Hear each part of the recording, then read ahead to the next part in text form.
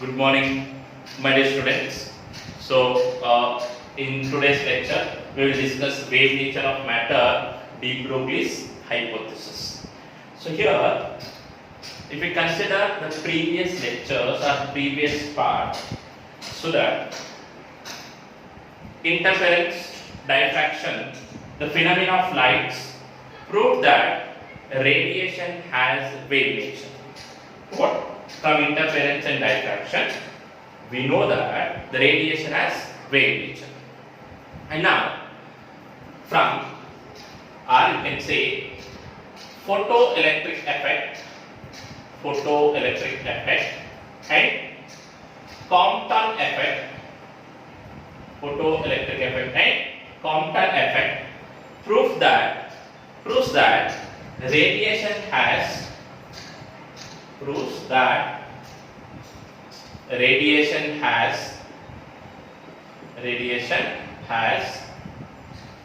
particle nature. Particle nature means a photon. Okay, already we know that interference and diffraction shows that the radiation has wave nature. So that we can say radiation has dual nature. Radiation has dual nature, both particle and wave nature. So now the de Broglie hypothesis comes out here. De Broglie hypothesis. What he said in his hypothesis. So first he said in the universe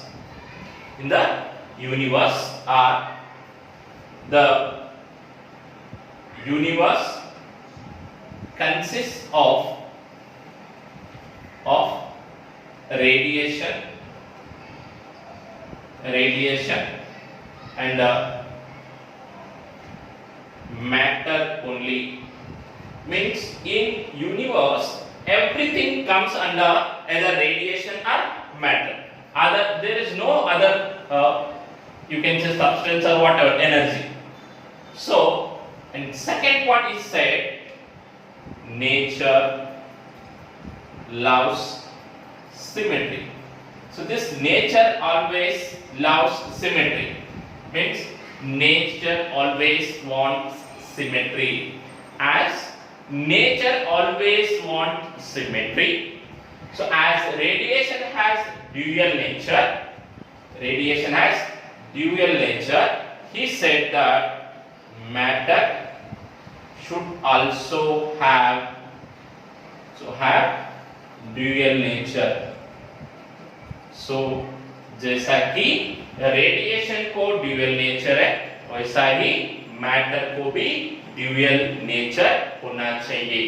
मतलब matter मतलब क्या है, इन्होंने ऐसा बताया, according to him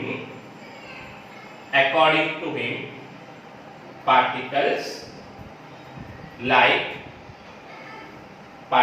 like electron, proton and neutron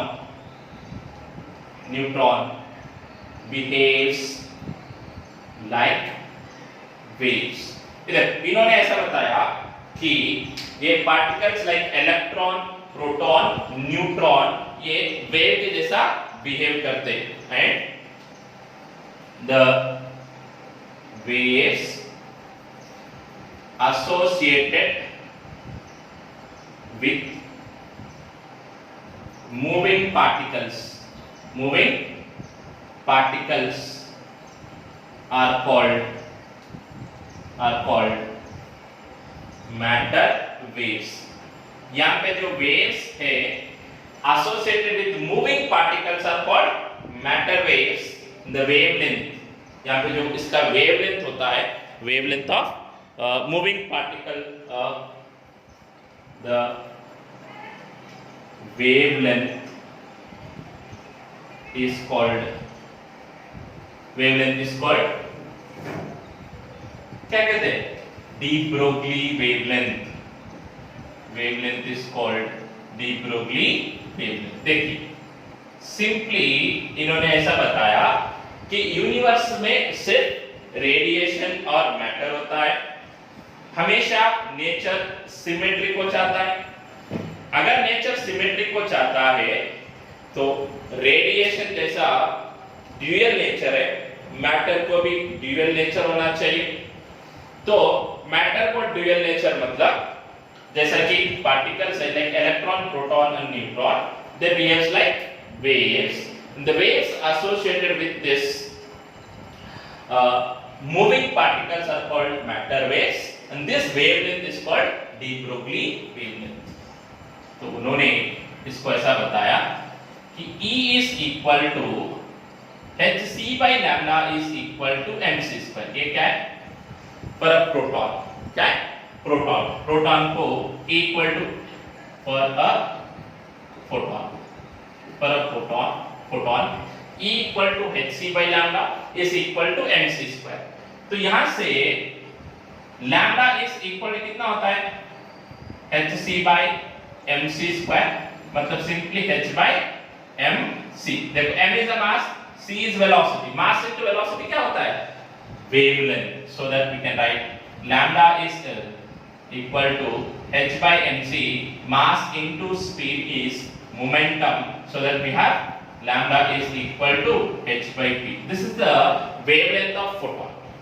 उसी तरह अगर यहाँ पे एक पार्टिकल मूव हो रहा है, अगर एक पार्टिकल मूव हो रहा है उसका मास m है, वेलोसिटी v है, if a particle of mass m, so here you can see if a particle of mass m moving with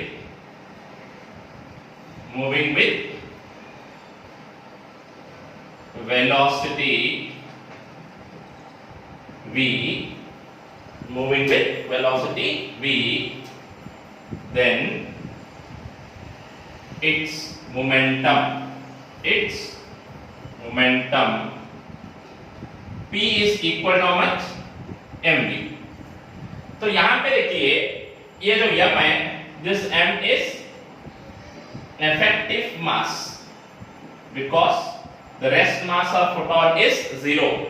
rest mass of photon is 0, nothing but simply the photon does not exist at rest। इसका मतलब इतना ही है कि वो photon rest में कभी exist होता नहीं। okay, so p equal mv, so that lambda is equal to h by p and this is equal to h by mv। this is the wavelength of a moving particle। इन्होंने क्या बताया? ये है wavelength of a moving particle। so you can say this is the de Broglie wavelength। तो इसके बाद क्या हुआ? तो scientist Davisson, Germer and Planck, so they have done experiment। so उन्होंने एक एक्सपेरिमेंट किया। ओके, वो एक्सपेरिमेंट क्या था? the studied the Davidson and Germer studied the scattering of electron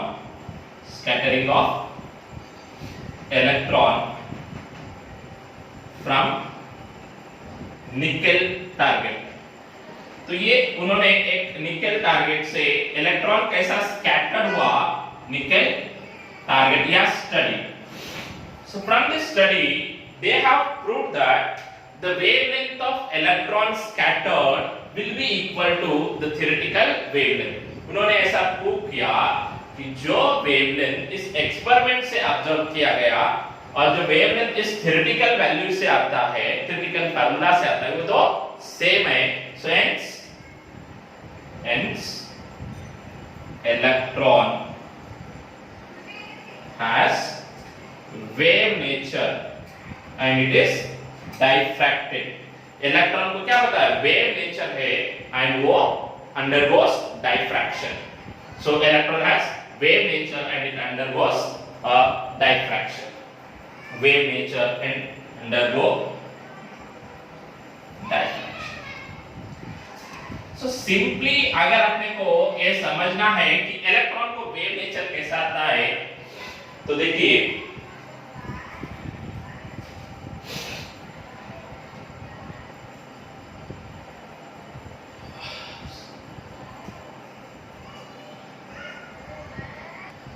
So now you can understand the wave nature of electron by these two diagrams. So here, when a string is fixed between two rigid supports, so as string is fixed between the two ends, if the constructive interferences takes place, so that it is fixed between the two supports. वैसा ही जब electron एक particular stationary orbit में revolve होता है तो वो इस तरह रिवॉल्व होगा so that there is a constructive interference. अगर कंस्ट्रक्टिव इंटरफेरेंस नहीं होगा तो वो इलेक्ट्रॉन उस ऑर्बिट में फिक्स नहीं होता है, so it will go to the next orbit. So simply the electron has wave nature, so simply we can understand the wave nature of the electron by these two diagrams. Means if an electron has a particular wavelength, so it will move in a particular orbit. Suppose if there is a constructive interference takes place, otherwise, so the orbit of electron changes, hence wavelength also changes, because if this is a wavelength, so if it is changed, so wavelength also changes, so that the orbit also changes. So this is the de Broglie's hypothesis, or we can say wave nature of particles, or wave nature of matter we can see. So now from this hypothesis we can write the wavelength of particles in a different forms. We can write a wavelength of particle in different forms. For example, here I will take lambda is equal to h by b is equal to h by mv. So this is the wavelength for any particle. For any particle, this is the wavelength.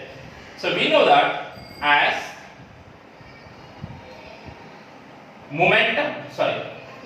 linear momentum is equal to under root of 2mk. Here k is kinetic energy, p is momentum. Here k is what? K is kinetic energy. We know that kinetic energy is equal to p square by 2m. As kinetic energy is equal to p square by 2m, p equal to under root of 2mk. So therefore lambda is equal to h by under root of 2mk. So this is the wavelength of a particle in terms of kinetic energy. The second one is if a particle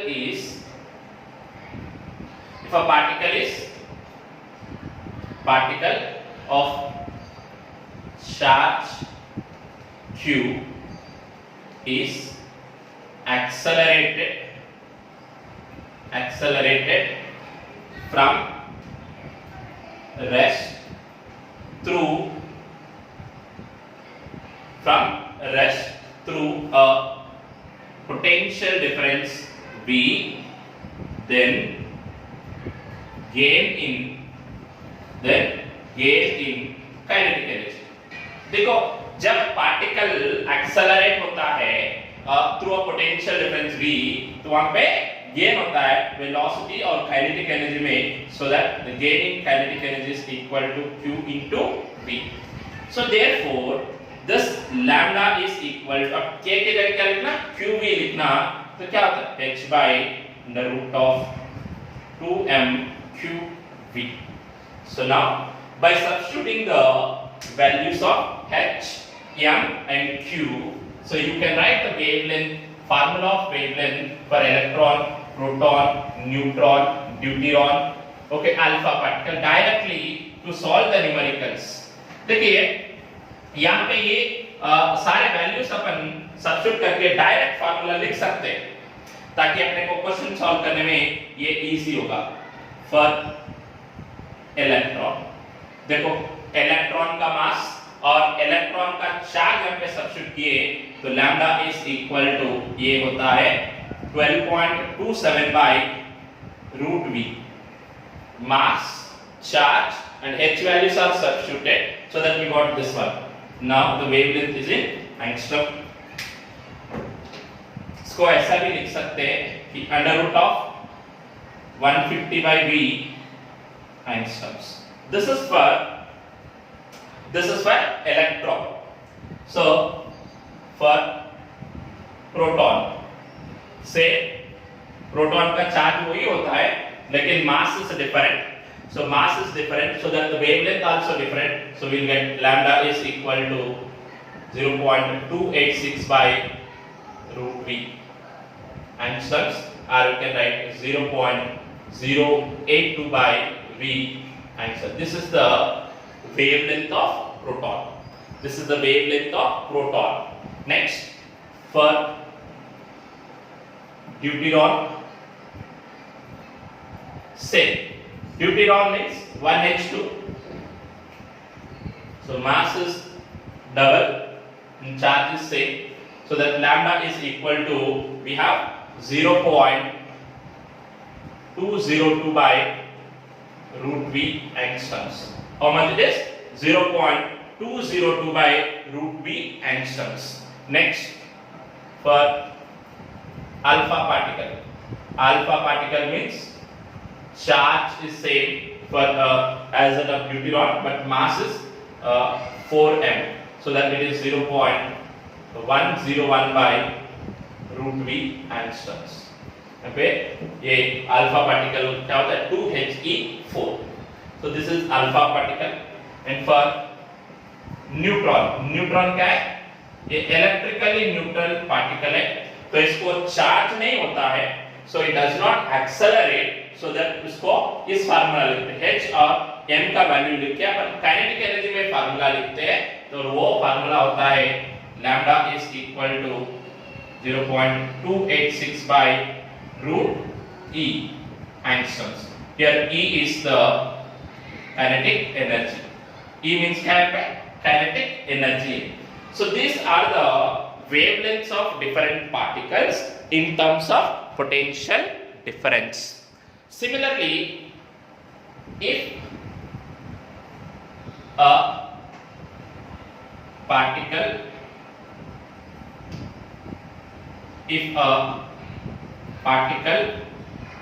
like neutron is in thermal equilibrium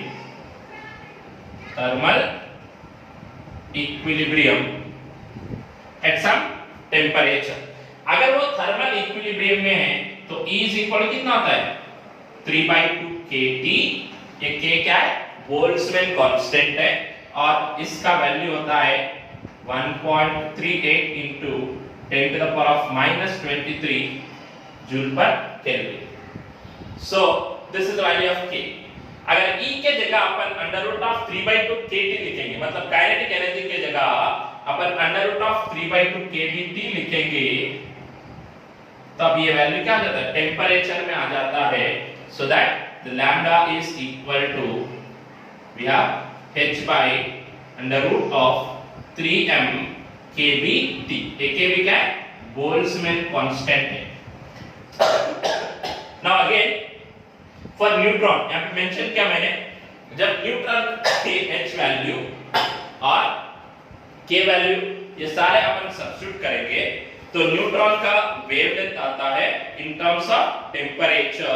तो तब ये in terms of temperature the neutron का value है, this is equal to, we have 30.8 by root t angstroms. 30.8 by root t angstroms. So it is in thermal equilibrium. So you can see. So this is a very important part to solve the numericals. ये part बहुत important है ताकि आप directly value substitute करके यहाँ पे question solve कर सकते हैं.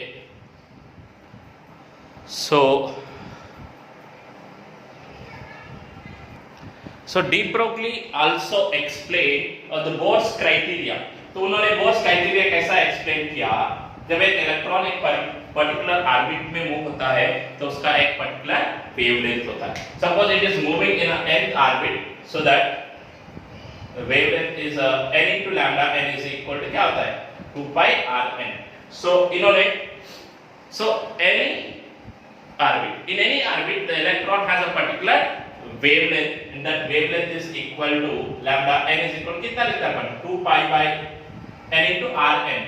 rn मतलब wavelength of nth orbit. So in angstroms, n cancel हो जाता है, तो lambda n is equal to कितना आता है 2 pi into 0.53 n angstroms. N is a principal quantum number. So again, the de Broglie explains the Bohr's criteria, or you can say Bohr's postulate. So this is the de Broglie hypothesis, and from that you can once again see lambda is equal to h by p, h by mv, and here p is equal to root 2mk. How much it is? Root 2mk. So that h is equal to lambda is equal to h by under root of 2mk. So if a particle of charge q is accelerated from rest through a potential difference v, then gaining kinetic energy k equal to qv, so that lambda is equal to h by under root of 2m qv. So here this lambda is equal to 12.27 by root v angstroms. Root v angstroms. Now it is equal to 150 by v angstroms. For proton, it is 0.286 by root v angstroms, or we can write 0.082 by v angstroms. For deuteron, it is 0.202. How much it is?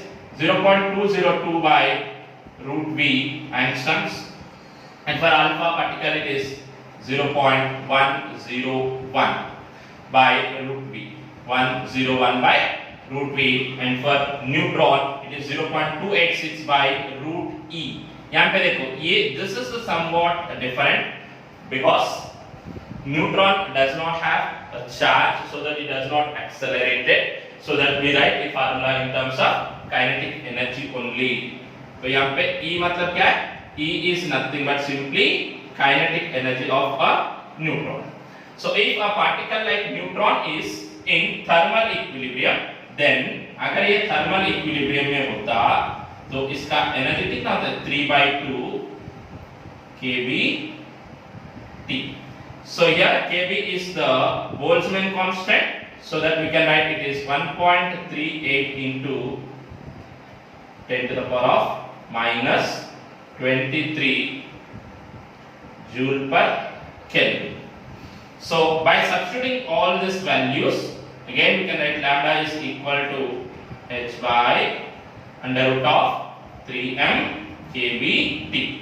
So by substituting the value of kB and h and m, so we can write it is 30.8 by root t angstroms. Here t is always in Kelvin scale. t हमेशा Kelvin scale में होना चाहिए.